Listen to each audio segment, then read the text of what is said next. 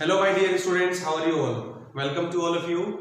Today we are continue from class 7th civics chapter 3 lecture 3 को आज हम continue करने वाले हैं, जो कि है हमारा स्टेट गवर्नमेंट, राज्य सरकार। इसके बारे में हमने लेक्चर 1 और लेक्चर 2 के अंदर में लेजिस्लेटिव काउंसिल या लेजिस्लेटिव असेंबली के बारे में हमने बहुत कुछ समझा था। आप ये बोल दीजिए, चाहे लेजिस्लेटिव असेंबली बोल दीजिए या फिर लोकसभा बोल दीजिए, बात एक ही है। या फिर आप लेजिस्लेटिव काउंसिल बोल दीजिए या फिर राज्यसभा बोल दीजिए, बात एक ही है। तो उसके बारे में हम अपनी फर्स्ट एंड सेकंड वीडियोस के अंदर में हम समझ चुके हैं, और हम ये भी पता कर चुके हैं कि हमारे इस लेजिस्लेटिव और पार्लियामेंट्री फॉर्म के अंदर में जो सबसे सुपीरियर होते हैं वो हमारे जो एक गवर्नमेंट के हेड होते हैं वो हमारे प्राइम मिनिस्टर होते हैं, और एक स्टेट हेड और कॉन्स्टिट्यूशनल हेड हमारे प्रेसिडेंट होते हैं। तो इन दोनों में हमें अच्छी तरह से डेफिनेशन लेने के बाद में आज हम इनके बारे में समझते हैं कि जो एक स्टेट के अंदर में काम करते हैं, एक स्टेट में काम करने वाली जो गवर्नमेंट होती है, उस गवर्नमेंट के मुखिया होते हैं। जैसे हमारे कंट्री के अंदर में है 28 स्टेट हैं एंड 9 यूनियन टेरिटरी हैं। ये सारी 9 यूनियन टेरिटरी काम करती है अपने अपने पावर्स को लेकर के। अब जो बेटा ये जो 28 स्टेट और 9 यूनियन टेरिटरी, अगर बेटा मैं आपको सिंपल तरीके से समझाऊं तो हमें ये अच्छी तरह से पता है कि भारत के अंदर में एक राष्ट्रपति, एक उपराष्ट्रपति है, मींस एक प्रेसिडेंट और एक वाइस प्रेसिडेंट है, जो कि अपने अपने पावर्स और अपने अपने बाउंडेशन में काम करते हैं। एक राष्ट्रपति मींस एक प्रेसिडेंट, एक हमारे कॉन्स्टिट्यूशनल हेड होता है और एक स्टेट हेड होता है। लेकिन इसके अलावा होता क्या है कि अब हमारे पास में 28 स्टेट है एंड 9 यूनियन टेरिटरी है। अब सपोज मैं आपको एक एग्जांपल देता हूँ। मान लीजिए कभी अगर कोई टीचर है क्लास के अंदर में, और वो टीचर कुछ समय के लिए या किसी ऑफिशियल काम के लिए उसे कुछ मिनट के लिए या कुछ टाइम के लिए क्लास छोड़ करके जाना पड़ता है, तो टीचर का अक्सर क्या करते हैं, एक मॉनिटर को छोड़ देते हैं। वो मॉनिटर को छोड़ देते हैं, और ये बोल करके कि आप इस क्लास का थोड़ा सा ध्यान रखना कि कोई डिस्टरबेंस ना हो। जब टीचर आते हैं, जब उन्हें पता चलता है कि भाई किसी ने कुछ शरारत कर दी या किसी ने कुछ कह दिया, ठीक है, या किसी ने किसी को कुछ मार दिया, तो होता क्या है कि सब अपने आप को साफ बोलते कि नहीं मैंने तो नहीं था, मैम मैं तो नहीं था, नहीं सर मैंने नहीं किया, इस तरह से। बट लेकिन टीचर किसकी बात को रिकॉग्नाइज करते हैं, वो मॉनिटर की बात को रिकॉग्नाइज करते हैं। यस, तो होता क्या है बेटा, मॉनिटर एक तरह से टीचर मॉनिटर पे विश्वास करते हैं या उनकी बात पर रिकॉग्नाइज करते हैं। और एक मॉनिटर कब तक क्लास के अंदर में मॉनिटर बना रहता है, जब तक कि एक क्लास टीचर चाहे। तो बेटा ऐसे ही भारत के राष्ट्रपति मींस प्रेसिडेंट हर स्टेट 28 स्टेट में हर जगह तो जा नहीं सकते, तो वो क्या करते हैं, अपना एक मॉनिटर बिठा देते हैं उनको कुछ पावर दे करके, और वो मॉनिटर उन्हीं की तरह उनके इशारे पर काम करता है, मींस उनको ही आंसरेबल होता है, और उस मॉनिटर का नाम होता है गवर्नर। याद रखना बेटा, उस मॉनिटर का नाम होता है गवर्नर।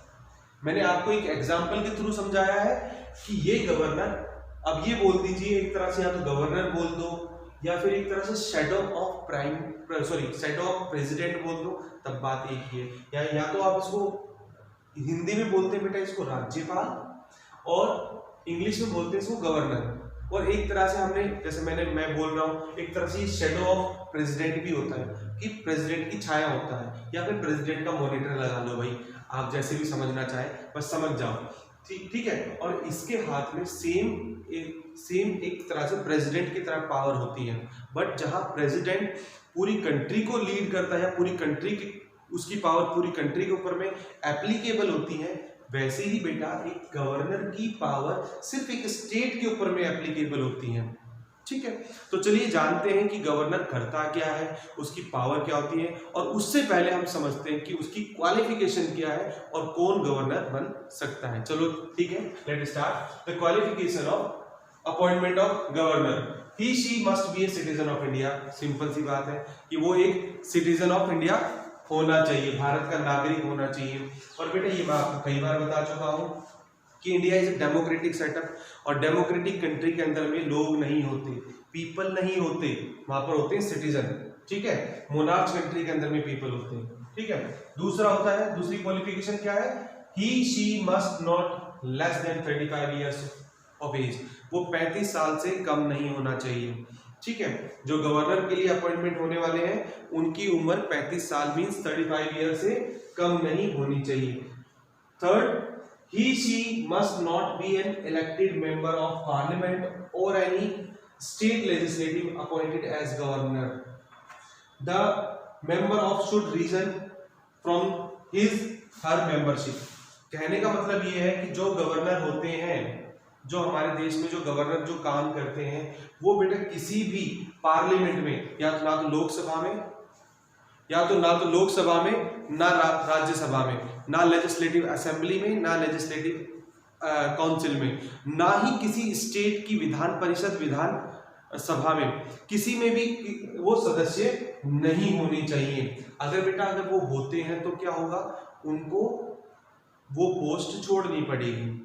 मान लीजिए अगर कोई नेता है, अगर वो राज्यसभा या लोकसभा के अंदर में पहले से ही मेंबर है और अगर वो राष्ट्रपति के लिए नॉमिनेटेड किए जाते हैं या राष्ट्रपति के लिए चुनाव लड़ते हैं, तो आप उन दोनों को लेजिस्लेटिव असेंबली, लेजिस्लेटिव काउंसिल दोनों से पहले अपनी मेंबरशिप को खत्म करनी होगी, मींस अपना रेजिग्नेशन देना होगा, तब होगा। और ना ही वो किसी स्टेट के में भी होने चाहिए, स्टेट में भी नहीं होने चाहिए, ठीक है। He member should resign from his her membership, उन्हें अपनी इस मेंबरशिप से रिजाइन देना होगा, तभी जाकर के वो हो सकते हैं। फिर आता है, ये बात हो गई, और एक इसके अलावा बेटा एक और होता है जिसको हम बोल सकते हैं, ये हमने 3 पढ़े, 1 2 3 ये हमने क्लियर किए। इसके अलावा जो भी गवर्नर के लिए सिलेक्ट या इलेक्ट होने वाले हैं या उनके लिए चुनाव लड़ रहे हैं, वो किसी भी लाभ के पद पे नहीं होने चाहिए, मींस वो कोई ऐसी जॉब नहीं करते होने चाहिए जो प्रॉफिट की हो। जैसे कि मान लीजिए कोई गवर्नमेंट जॉब है, मान लीजिए आपके पापा है या आपके कोई और है, मान लो मैं हूं, ठीक है, मैं अभी जॉब कर रहा हूं और सपोज अगर मेरे को ऐसे नॉमिनेट कर दिया जाए इन फ्यूचर, तो मुझे जो भी मैं काम कर रहा हूँ मुझे उसको रिजिग्नेशन पहले करना पड़ेगा। मैं किसी भी प्रॉफिट के काम पे नहीं होना चाहिए, या फिर मैं किसी गवर्नमेंट अगर जॉब कर रहा हूँ, या फिर मैं किसी बैंक में हूँ, किसी भी नगर निगम में हूँ, या फिर मैं किसी और अदर गवर्नमेंट डिपार्टमेंट में हूँ, जिसमें भी डिपार्टमेंट में भी हूँ, चाहे मैं एजुकेशन में हूँ, चाहे मैं कॉलेज में हूँ, चाहे किसी भी टेक्सटाइल डिपार्टमेंट, कुछ भी कोई भी गवर्नमेंट हो, और मैं कोई भी पोस्ट होल्ड करके की हुई है, तो मुझे उसको रेजिग्नेशन देना होगा, तभी मैं उसके लिए लड़ सकता हूँ। अब आप सोच रहे होंगे कि सर ऐसा क्यों हमें रेजिग्नेशन, वो ऐसा इसलिए कि एक गवर्नर बेटा बहुत एक पावरफुल जॉब होती है, तो ऐसा ना हो कि वो गवर्नर बनने के बाद में वो जिस डिपार्टमेंट से बिलोंग करता है वो उस डिपार्टमेंट को ज़्यादा बेनिफिट दे, तो यानी वो अपना काम बिल्कुल विदाउट पार्शियलिटी करे, इसलिए उनको रिजाइन देना पड़ता है, ठीक है। तो इट मींस हम फोर्थ ये बोल सकते हैं कि जो भी गवर्नर अपॉइंटमेंट होने वाले वो किसी भी प्रॉफिट के पद पे, प्रॉफिट के वर्क पे नहीं होनी चाहिए, ठीक है।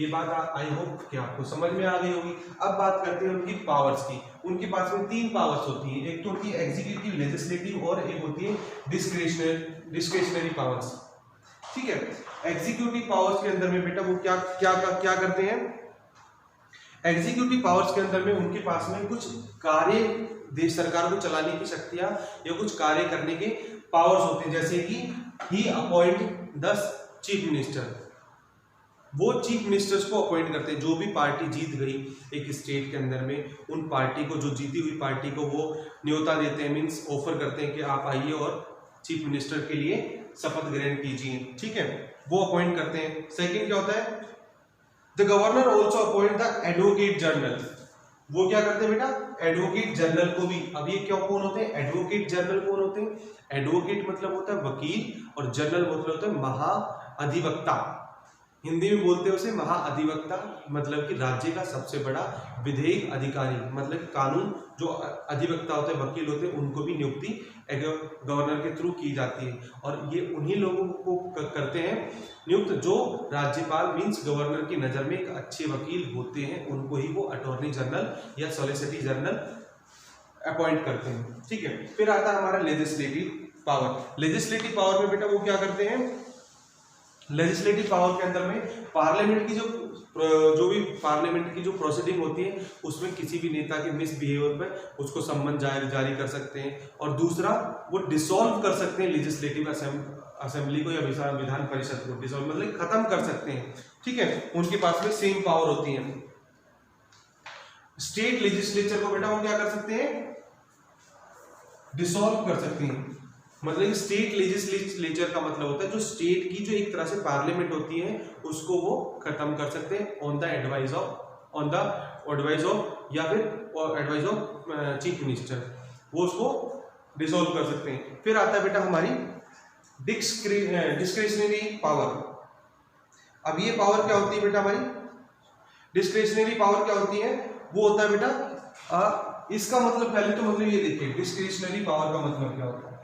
डिस्क्रिशनरी पावर का मतलब होता है, डिस्क्रिशनरी पावर का मतलब होता है अपनी बल बुद्धि का प्रयोग करना, कि जब कभी कुछ ऐसा मुद्दा या कुछ ऐसी कॉन्फ्लिक्ट सामने आ जाए, ऐसी परेशानी सामने आ जाए जिसका समाधान हमारी कॉन्स्टिट्यूशन की बुक में ना हो, तो उस समय भारत के गवर्नर अपने बल बुद्धि का प्रयोग करके, अपने विवेक अधिकार का प्रयोग करके वो फैसला सुनाएंगे। मीन्स आप फिर से सुनिए, डिस्क्रिशनरी पावर उसे बोलते हैं जब कोई ऐसा मुद्दा गवर्नर के सामने आ जाए या कोई ऐसा फैक्ट सामने आ जाए या कोई ऐसी परेशानी सामने आ जाए जिसका सॉल्व भारत के कॉन्स्टिट्यूशन में ना हो या जिसकी बारे में एक्सप्लेनेशन भारत के कॉन्स्टिट्यूशन में ना हो, तो क्या करेंगे, जो गवर्नर होते हैं वो अपने डिस्क्रिशनरी पावर का इस्तेमाल करेंगे, मीन्स अपनी बल बुद्धि का प्रयोग करेंगे और उसके हिसाब से वो फैसला सुना देंगे कि उन्हें जो ठीक लगता है। जैसे फॉर एग्जांपल कभी कभी क्या होता है कि एक स्टेट में बहुत सारी पॉलिटिकल पार्टीज होती हैं, उन सभी को बराबर हिस्से में वो नहीं मिल पाता, मेजोरिटी नहीं मिल पाती, थोड़ी सब पार्टी जीतती है और जितनी पार्टी होती है सबको पूर्ण रूप से बहुमत नहीं मिल पाता, तो वो क्या करते हैं, वो अपनी बुद्धि का प्रयोग करते हैं और उनको एक तरह से गाइडलाइन करते हैं कि आप ऐसा कीजिए, इस तरह से गठबंधन या इस तरह से कीजिए। फिर उनको गाइडलाइन दे करके अपने इच्छा अनुसार अपने डिस्क्रिशनरी पावर का इस्तेमाल करते हुए, अपनी बल बुद्धि का प्रयोग करते हुए वो क्या करते हैं, चीफ मिनिस्टर का अपॉइंट कर देते हैं। ओके,